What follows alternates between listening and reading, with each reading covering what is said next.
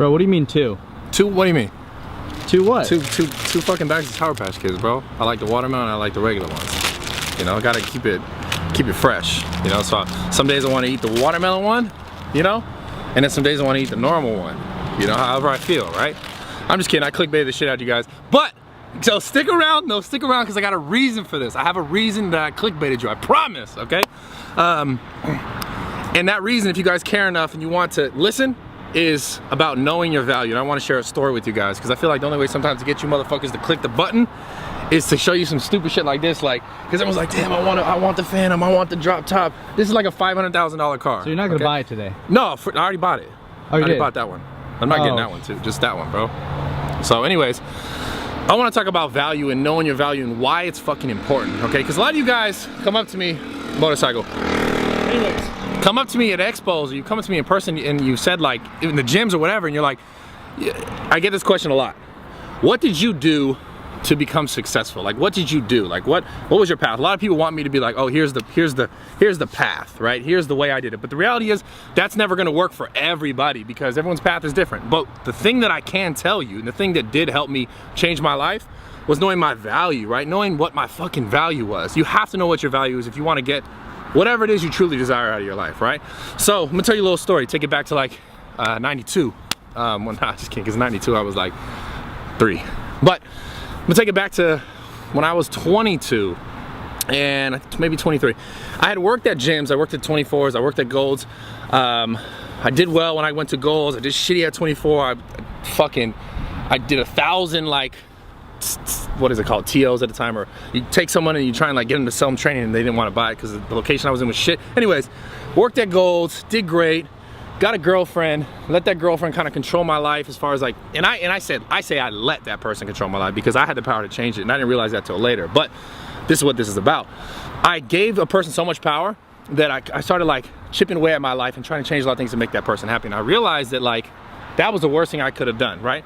Because I got myself into a situation where I went from making good money as a trainer, working at Golds, doing boot camps, doing all this stuff on like the outside, to making no money because I was trying to change my life for someone else. Again, coming back to value, knowing what your value is.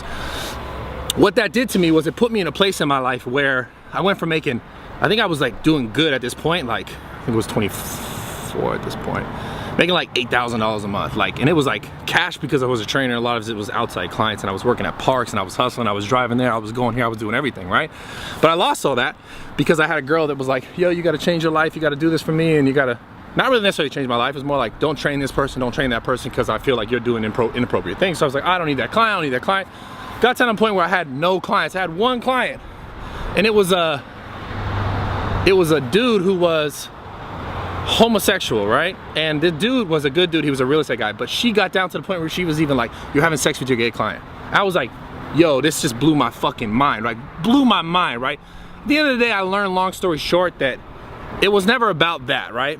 I got myself to a point where I had decent money as an individual to making no money because I cut everything out because I tried to make myself better for this woman in my life. Now, why I'm saying this and why I'm sharing this story with you is that I got to a point where I needed anything I could get. I was living in my fucking car. I fucking had a Ford step-side Ranger. I'm not pointing at it right now because it's not that. I mean, I wish it was that. That should have been popping with the wildwood. That should have been lit. I would have been in there. No problem. I had a Ford. It's actually a Ranger. Actually, that was a Ranger. That's why I'm pointing at it. I thought you were just fucking with that. No, anyways, actually. So it was, but it was a smaller Ranger that it was a flare side. So it had like the little flare side that went in. And anyways, the point is, I got to a point in my life where I needed clients. Any client I can get because I needed money to pay, to get a place to live, to eat food, to pay, like, to be a normal person, I guess you would say, to eat and someplace to sleep, right? And what happened was I started soliciting my training again because I knew I was good at that. And people were willing to pay me, and you guys are gonna get this too, whether or not you were struggling or not, you're gonna get it, like, if you're a trainer, because a lot of people come to me like, yo, I wanna be successful in fitness. That's why I'm telling you guys this story. And to be a trainer, you have to set a value. You have to know that, like, hey, this is my value, right? Because if you don't, then if you tell someone, hey, look, this is free, then they're not gonna see the real value in it, right?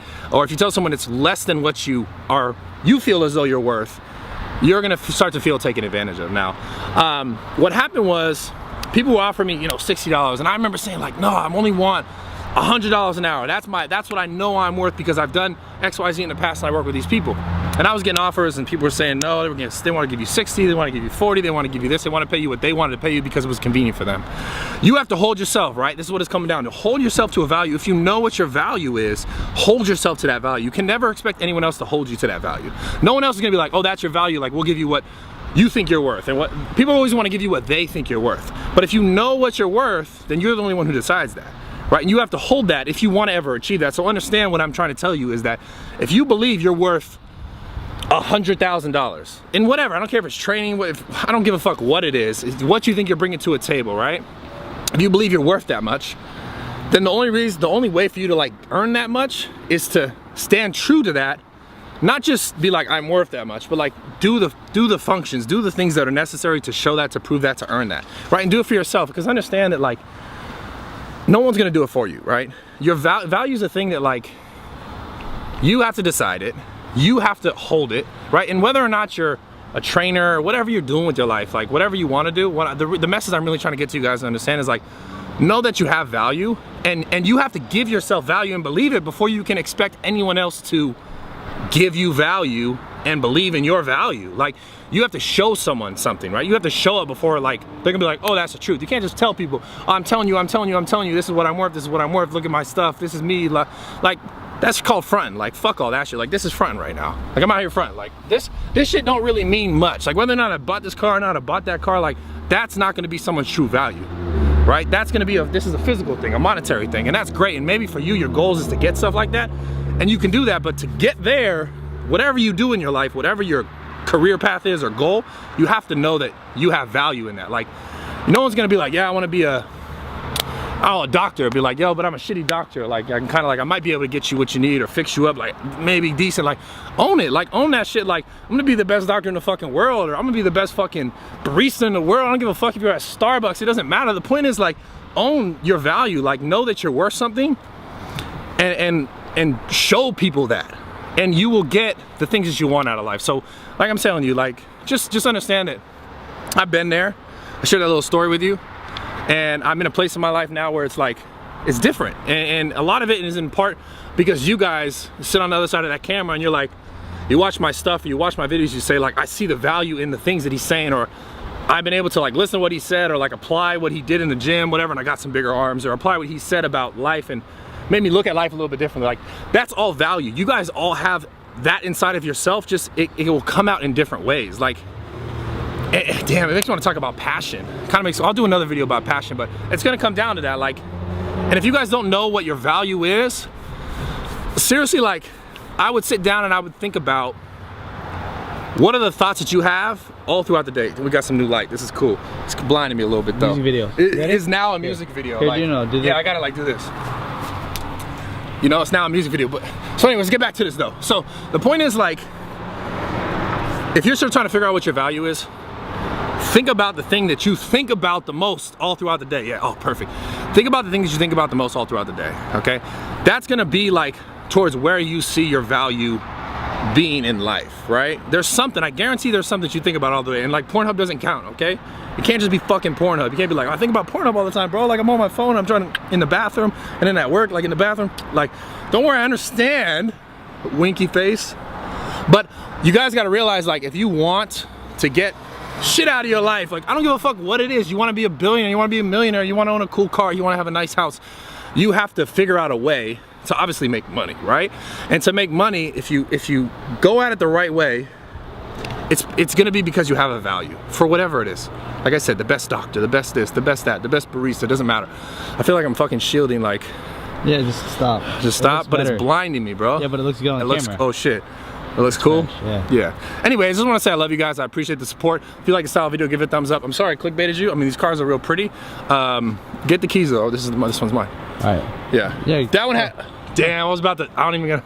Oh, I'm not gonna do it. It's so pretty out. But look, seriously, guys. Whatever you want to do with your life, whatever you care about, whatever you're passionate about, know that you have value.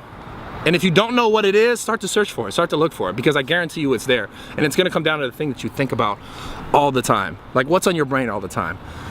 Finding that value, honing that value, showing that value to the world in some way, and you'll be successful. You have to really care about what you're doing. Okay, so I love you guys. I appreciate the support. I'm out.